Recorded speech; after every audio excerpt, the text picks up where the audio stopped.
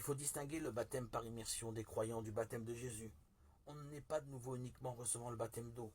On peut naître de nouveau uniquement en croyant en Jésus-Christ. D'autres étapes telles que la circoncision et le baptême ne sont pas nécessaires au salut de Dieu. La Bible ne met pas l'accent sur le baptême d'eau que les croyants reçoivent, elle met plutôt l'accent sur le baptême que Jésus-Christ a reçu de Jean-Baptiste.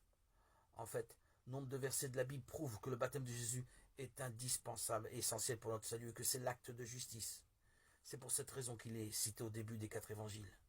Marc commence explicitement l'histoire de l'évangile de Jésus-Christ, Fils de Dieu, par le baptême de Jésus.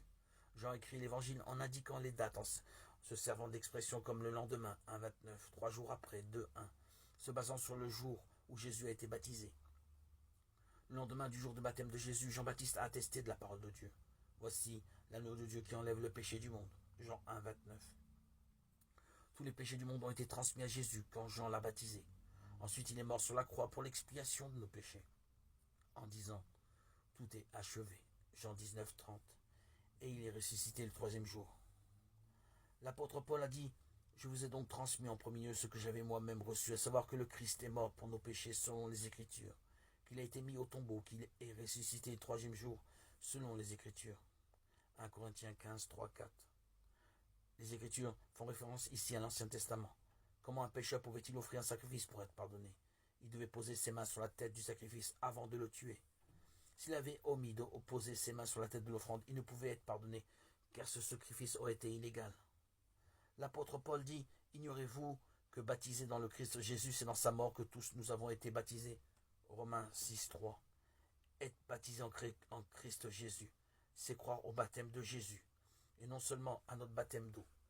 Comment se fait-il que nous ayons été baptisés en Jésus si nous croyons au fait que Jean-Baptiste ait transféré nos péchés sur lui? Lorsqu'il a baptisé Jésus, nous pouvons être baptisés en lui. Vous tous, en effet, baptisés dans le Christ, vous avez revêtu le Christ. Galates 3, 27. Ceux qui ont transmis leurs péchés à Jésus par l'intermédiaire de Jean-Baptiste sont sans péché, sont devenus les saints enfants de Dieu. C'est en lui que vous avez été circoncis d'une circoncision qui n'est pas de main d'homme. Par l'entier dépouillement de votre corps charnel, telle est la circoncision du Christ. Colossiens 2, 11. C'est la circoncision de l'intérieur, non celle de l'apparence qui nous délivre de la chair du péché. C'est la circoncision du cœur. Romains 2, 29. L'apôtre Paul a donc dit qu'il fallait croire au baptême de Jésus qui délivre nos cœurs du péché. Ce qui y correspond, c'est le baptême qui nous sauve, à présent par la résurrection de Jésus-Christ. 1 Pierre 3, 21.